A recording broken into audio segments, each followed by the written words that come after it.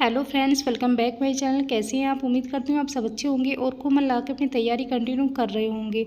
मैं अपने चैनल पर 10 दिन तक एब्सेंट रही, एक भी वीडियो अपलोड नहीं कर पाई क्योंकि हमारे जो दादाजी हैं उनकी डेथ हो गई थी। और आप सब समझ सकते हैं जब भी घर में डेथ हो जाती है कितना मुश्किल हो जाता है उन दिनों रहना। पढ़ाई तो बहुत दूर की बात है, आप रह भी नहीं पाते हो। तो वही प्रॉब्लम मेरे साथ हुई थी, लेकिन अब मैंने दोबारा से अपने आप को तैयार किया है। दोबारा से मैं अपनी पढ़ाई कंटिन्यू करूँगी क्योंकि मेरे पास कोई ऑप्शन नहीं है पढ़ाई के सिवा, क्योंकि मुझे हर हाल में ये गवर्नमेंट जॉब चाहिए। और ऐसे ही मेरी तरह और भी स्टूडेंट हैं जिनको गवर्नमेंट जॉब की बहुत ज़रूरत है, बल्कि ये मेरा सपना है। ज़रूरत से ज़्यादा मेरा सपना है कि मैं एक टीचर बनूं, क्योंकि मेरे से ज़्यादा सपना मेरी फैमिली मेम्बर का है। वो भी चाहते हैं कि मैं गवर्नमेंट टीचर बनूं। सबका स्टार्टिंग से ही यही रहा कि मैं एक टीचर बनूं।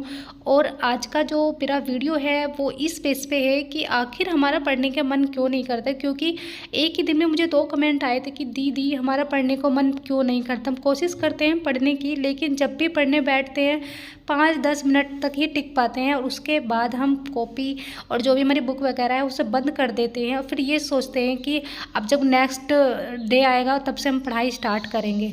तो आज बात करते हैं कि आखिर क्या रीज़न होते हैं कि हमारा पढ़ने का मन नहीं करता। देखिए, पहला रीज़न तो मुझे ये लगता है कि जब भी हम किसी भी जॉब की तैयारी कर रहे होते हैं और उस जॉब के लिए हम अंदर से, है ना, हमारा खुद का मन अंदर से ये नहीं कह देना कि मुझे ये जॉब चाहिए ही चाहिए, या फिर हम पूरी तरह से उस जॉब के लिए डेडिकेट होकर पढ़ाई ना करें, तब हमारे साथ होता है। क्योंकि कई बार ऐसा होता है, हमें ऐसा लगता है कोई बात नहीं, अगर इस जॉब में नहीं आएगा तो जो नेक्स्ट वैकेंसी आ रही है ना उसके लिए हम तैयारी कर लेंगे। तो जब आप ऐसा सोच कर पढ़ाई करते हो ना तो आपका मन पढ़ाई में नहीं लगेगा। ठीक है, तो आपको यही सोचना है कि मुझे ये जॉब चाहिए और मैं इसके लिए अच्छे से तैयारी कर रही हूँ क्योंकि मैं सबसे अच्छा पढ़ रही हूँ। आपको दूसरे जो बच्चे हैं वो क्या पढ़ रहे हैं इससे मतलब नहीं होना चाहिए। आपको अपनी तैयारी से मतलब होना चाहिए कि आप क्या पढ़ रहे हो, कितना पढ़ रहे हो, कैसे पढ़ रहे हो। ठीक है, क्योंकि ये प्रॉब्लम आपकी नहीं है, बहुत सारे स्टूडेंट की प्रॉब्लम होती है। दूसरी बात ये होती है कि जब भी हम पढ़ाई करते हैं ना, हम अपना फ़ोन हमारे पास ही होता है और बार बार हम अपने फ़ोन को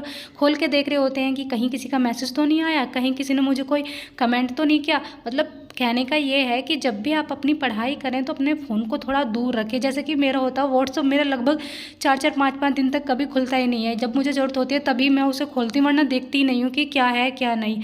तो आप भी जब ऐसा अपने आप को बना लेंगे ना तो आपका फ़ोन से जो कनेक्शन है वो थोड़ा दूर हो जाएगा। आप सिर्फ अपने आप को अपनी पढ़ाई के लिए समय दें। जो भी बेकार चीज़ें हैं जिनसे आपका टाइम वेस्ट हो रहा है उनको दूर रखें। कभी कभी ऐसा होता है ना, एक वीडियो देख रहे होते हैं जो शॉर्ट्स वीडियो होती है, उनमें हमारा इतना सारा टाइम वेस्ट हो जाता है कि हमें पता ही नहीं लगता कब हमारा घंटा गुजर गया। दूसरी बात ये है कि जब भी आप पढ़ाई कर रहे हों तो एक शांत माहौल में पढ़ाई करें। थोड़ा बच्चों से या जो फैमिली मेम्बर आपस में बात कर रहे होते हैं उनसे थोड़ा हट के पढ़ाई करें। या फिर आप ऐसा कर सकते हैं, एक रूम में जो भी फैमिली मेम्बर बैठे हैं आप उनको वहाँ पे छोड़ दीजिए। आप उनसे बोल दीजिए कि मैं दूसरे रूम में पढ़ने जा रही हूँ और मुझे वहाँ पर कोई परेशान नहीं करेगा जब तक मैं अपनी पढ़ाई ना कर लूँ। या फिर थोड़ा और भी अगर आपके घर में जगह है जहाँ पर आप जाके शांत से बैठ के पढ़ाई कर सकते हैं, कोशिश करें कॉपी और पेन अपने हाथ में रखें। जो भी आप पढ़ रहे हो ना, अगर आपको लग रहा है कि इसमें कुछ लिखने लायक है, कुछ याद करने लायक है, तो आप उसे लिखते रहें, है ना। साथ के साथ लिखते रहेंगे, हाथ एक्टिव रहेगा, माइंड भी एक्टिव रहेगा। जब आप बिल्कुल चुपचाप बैठ के पढ़ते हैं ना तो आपको नींद आने लगती है, क्योंकि ये मेरे साथ होता है। मैं हमेशा एक रफ कॉपी होती है उसे लेकर बैठती हूँ पढ़ने, और जो भी ऐसी चीज़ें होती हैं कि मुझे ऐसा लगता है मुझे ऐसे लिखना चाहिए तो मैं उसे साथ के साथ उस रफ कॉपी में लिख लेती हूँ, बेशक चाहे कहीं से कैसे भी लिखूँ। ठीक है, मतलब मेन पॉइंट जो है वो लिख लेती हूँ, ऐसा नहीं कि सारा ही मैं लिख के याद करती हूँ। ठीक है, और जब भी आप जैसे जीके पढ़ रहे हो, जीके का कोई टॉपिक पढ़ रहे हो, तो आप 2 टॉपिक को कंपेयर करके पढ़ें। जैसे कि राजस्थान का आपको किसान आंदोलन लेना है, ठीक है, और एक सेकंड टॉपिक आप कोई भी चूज रख कर सकते हैं, है ना। जैसे कि आप किसान आंदोलन, दूसरा जनजातीय आंदोलन, इन दोनों को कंपेयर करके पढ़ेंगे तो आपको बहुत अच्छे से याद होगा। आप करके देखना, क्योंकि मैं ऐसे ही करती हूँ। और दूसरी बात ये है कि जो भी हमारे ज्योग्राफी के टॉपिक होते हैं ना, उनको आप करंट से रिलेट करके पढ़ाई करें तो आपको फ़ायदा होगा। क्योंकि जो करंट के क्वेश्चन होते हैं वो आजकल ज़्यादा पूछे जाते हैं, पहला ऐसा नहीं था। अब करंट से रिलेट करके क्वेश्चन पूछे जाते हैं आपको, तो करंट को भी साथ के साथ आपको अपने तैयार करते रहना है। दूसरी बात ये कि जब भी आपको ऐसा लगे कि आपका पढ़ाई में मन नहीं लग रहा है तो 5-10 मिनट का रेस्ट ले ले और गहरी सांस ले और सोचे क्या आपने इसी दिन के लिए तैयारी की थी कि आप एक दिन पीछे हट जाएंगे, या फिर आपको ऐसा लगने लगेगा कि अब मेरे बस की बात नहीं। आप सोचो कितना टाइम आपका वेस्ट हुआ, आप यहाँ तक आए हो, है ना। बीएड किया है, बीए किया है, इतनी मेहनत आपने की है, कितनी सारी चीज़ों को आपने मिस किया है इस पढ़ाई की वजह से।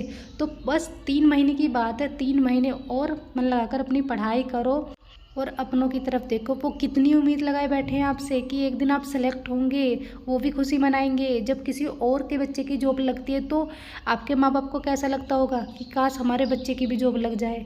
तो आपको बस अपने मम्मी पापा के लिए, अपने भाई बहन के लिए, अपनी पूरी फैमिली के लिए पढ़ाई करनी है मन लगाकर। और जब भी आप बोर होंगे, आपको ऐसा लगेगा कि आज मेरा मन नहीं है पढ़ाई में, तो कोई बात नहीं, आप थोड़ा रेस्ट ले लें, लेकिन आपको खड़ा तो होना पड़ेगा। क्योंकि यदि आप पीछे गए ना तो आपकी सारी मेहनत वेस्ट हो जाएगी। तो उम्मीद करती हूँ कि आपको मेरी ये बात ज़रूर समझ आई होगी। बात समझ में आए तो चैनल को सब्सक्राइब करें, वीडियो को ज़्यादा से ज़्यादा शेयर करें और वीडियो को लाइक करें। Thank you. अब मैं मिलती हूँ आपसे नेक्स्ट वीडियो में।